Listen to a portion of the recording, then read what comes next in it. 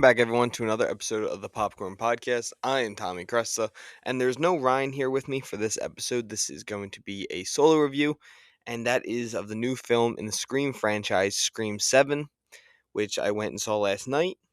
So far, it is currently sitting at a 6 out of 10 on IMDb, a 1.5 out of 4 on Roger Ebert, 78% on Fandango, with a 32% critic score and a 78% audience score. But before we get too far in the review, make sure you like and share the podcast, follow us on all of our social media accounts, and we are so grateful for everyone who sits and listens to us every week. Now, back to the review. This film does star Neve Campbell back in the role of Sidney Prescott after not being in Scream 6, which the film does a good job of at least making jokes about her disappearance in the last one, and they try and give it some emotional depth. But for a lot of this movie, the anything past just the basic Scream slasher jump scares, this movie kind of misses the mark on a good bit. It also stars McKenna Grace, Isabel May, Mason Gooden, uh, Asa German, Anna Camp, Courtney Cox, Jimmy Tatro. We even get some cameos from Scott Foley and a couple of the other former Ghostfaces, including the one and only Matthew Lillard, who is, for everyone who doesn't know, plays Stu Macher in the original Scream movie. And it has been a theory online for, years and years and years about how he's alive, he's been alive, and he's just waiting for his time to strike against Sydney and her family. But all things can't happen the way we want them to. And the decision to use Stu Macher in this film and the way that they go with it is an utter slap in the face to everyone who wanted this story to finally come back, for Stu to come back. It feels like that they dangle this idea in front of you and like, oh, look, come and see our movie. And then soon as you get what you think is the story that we deserve, that we've been asking for, it is just completely not what we wanted. And they just do everything. I mean, they're just trying to keep people in the seats, I think. They're just trying to be like, oh, this is what's going to happen. It's going to happen. And then they have a twist at the end that was just utterly ridiculous. And it just kind of felt like a slap in the face to all the fans of this franchise. With me specifically, I was one of those people that didn't really watch Scream growing up, and then finally I watched the first one, and it's iconic. It's great. It changed the slasher genre, and I fell in love with this franchise. The 1 through 4, I think, are all really good. I really enjoyed 5. I know that's a little bit of a hot take, and then the last two now, 6 and 7, I have really been against. I just don't think they work. And I was not one of those people that thinks 6 struggled because Neve Campbell wasn't in it. I just thought the story was ridiculous and the use of 3 ghost faces was dumb. And there was just extreme, not plot holes. What's the word? Plot armor is what I was thinking of. Some of the characters, like Mason Gooden, I think gets stabbed 20 times or something in Scream 6, and it's perfectly fine. It just didn't work for me. And then this one, I will say, I saw it with my buddy, and we both agreed after the first act of this movie is actually really enjoyable. It does a good job of keeping you on your toes. You think it's going to go a certain way at this point, and each act kind of gets worse and worse. The second act's fine, and the third act just really misses the mark for me. And it hurts because I think this could have been a really enjoyable film if they just went the original. It's really hard to explain without trying to spoil it, and I don't want to spoil it for people who love this franchise and want to go see it. Also, quickly, shout out McKenna Grace, who's just adding on to franchise at this point, even his first very small role. It was cool to see her in this as well. But uh, before I do that, let me just give you guys a quick synopsis for the film officially. It's when a new Ghostface killer emerges in the quiet town where Sydney has built a new life, her darkest fears are realized as her daughter now becomes the next target. Determined to protect her family, she must face the horrors of her past and put an end to the bloodshed once and for all. And right there, that gives off this is gonna have something to do with a former Ghostface, and they confirmed Matthew Lillard's in it. They confirmed that Scott Foley's in it. So you're like, where is the story gonna go? Like, is a couple of them not dead? Is what's the thing? Like, what's gonna be the concept to have all these characters? And I'm gonna get into some spoilers because it really is hard for me to break down this film without them. Because I need to talk about the what happens, how it ends, and all of that. But before then, this film was directed by Kevin Williamson. It had a budget of 45 million and it made $100 million back in its first 48 hours. And it was also written by Kevin Williamson and Guy Busick. Now, if you want to hear more about this, please go see the film and then come back and listen to this, or just keep listening if you don't care to hear spoilers or where the story goes. But we all thought that,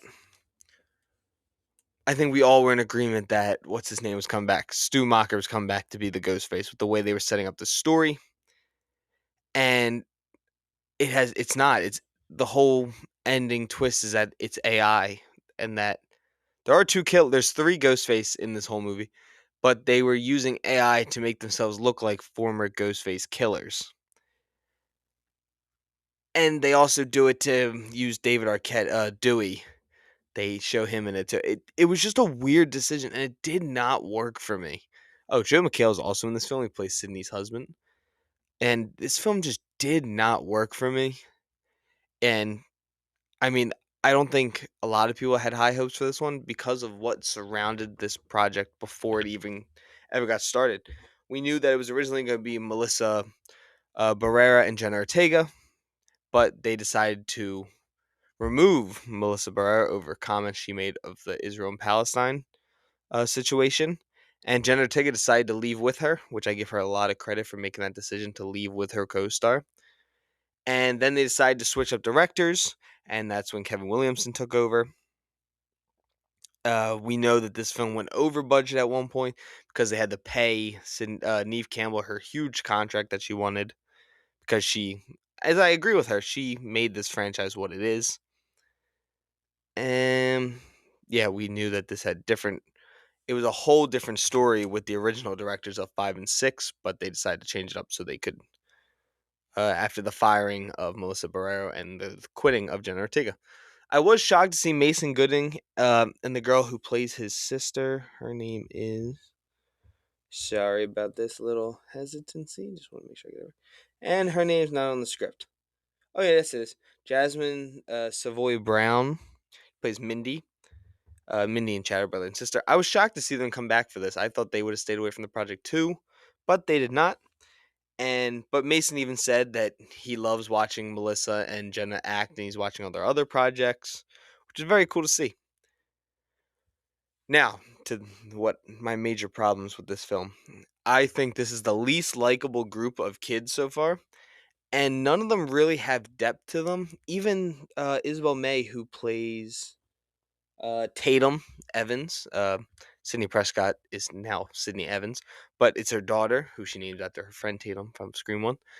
And I think everyone just feels so much like cannon fodder. And that goes for McKenna Grace. It goes for Asa Gurman, Jimmy Tatro, Joel McHale. Not saying that they all die, but like they just feel like they're there for like, oh, Ghostface could kill this person. He could kill this person. Like there's no depth to it. You don't feel anything for these characters dying. You have Sam Reckner. Mark Consuelos was pretty cool to see. I wasn't expecting him to see him show up in this project. But yeah, everyone just felt kind of lazy, boring. There was no depth to anything that they did. I will say, what was good about this movie was the opening. This was a really good Scream opening, and I think everyone knows that that's like a big part of these franchises is that their openings tend to be like a really cool scene. And this one just did not have it. No, this one, I'm so sorry. I just corrected myself. This one definitely did have it. I thought the decision to have the Mocker house, it's like an Airbnb thing, was really cool. With the idea that Stu Macher was coming back as Ghostface for this project. Sorry, my dogs are going crazy. But with that being said, a quick intermission. My dogs were being a little bit crazy. Um, what was I talking? Oh yeah, the intro with this with the Mocker House was really interesting. I thought it was a cool way to introduce what they're doing with this new high tech era, which is what it seemed like they were trying to show you. Is like that stuff has changed now with AI and motion sensor and all that stuff. But I felt like that was already the point with Scream 4 and Scream 5. It felt like that they were showing like things have changed a little bit since these other iterations of the Ghostface character. And 6 just never really had the feeling of a Scream movie outside of the first act. It was cool seeing Sidney Prescott back. It was cool seeing Courtney Cox back in the role as Gale and all that stuff. But all in all, it just never really gets off the ground. Like it has a really cool opening. The first act's going really well, and then it kind of just turns to this over the top gory mess. That the gore doesn't always look great because they didn't have the visual effects to make it look as good as it does, as good as it's supposed to. While the writing's very weak, it's very cheesy at certain times. It never has that crisp feel to it, that meta humor. It doesn't really ever work to that extent in this one for me. And that all in all seems to be the biggest issue that people are having is that it doesn't feel true to what makes Scream so great, this franchise so great. It seems that this was like, oh, we're going to make a lot of money by bringing her back, and that's what we're going to rely on. And the decision to have, sorry, I want to make sure I get the name right. Uh, Not her. Yeah, Anna Camp ends up being one of the killers in this, and it was just a stupid decision to have her be one of them, and they actually don't have the other. That's how ridiculous the idea was. The other Ghostface killer isn't even on the cast list when you do it online. But it was ridiculous short. And then the reason why she's the killer was stupid. The whole idea for the Ghostface in this one was terrible. There is some really cool shots though, which I will give credit to. I think it's three. There's some really cool like Ghostface in the background, but that's not enough to make up for all the bad that's in this movie. And if you're a fan of the Scream franchise, please go see this and tell me what you guys think about it. Because I'd love to hear people who are bigger fans than me tell me their opinions on it. I'm super excited to see my girlfriend, for her to go see it. She's a giant Scream franchise fan.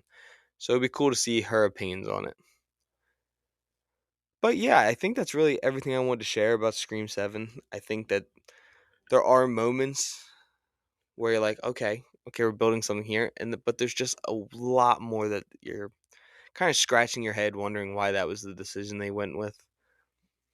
And it's never fun to review these kind of movies, especially when it's a franchise that's really beloved.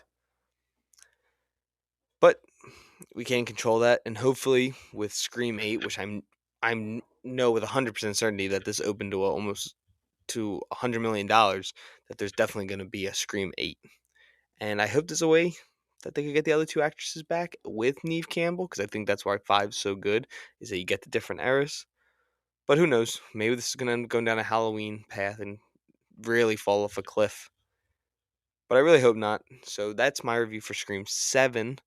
Um, I definitely want you guys, though, to tell me what you guys thought of Scream. And what else could I add? Oh, yeah, I really want to do a review of The Pit Season 2. So please let me know if that's something that interests you guys. I would definitely like to do it because I know we're wrapping up Season 2 soon. It's an incredible show, and I love talking about it. Also, Heat of Rivalry, I've been thinking about doing an episode on that. But it all comes down to what you guys want. So please let me know in the comments. And yeah, I will see you guys in the next episode. Please make sure to like and share the show, as I said in the beginning. And yeah, hope to hear from all of you soon.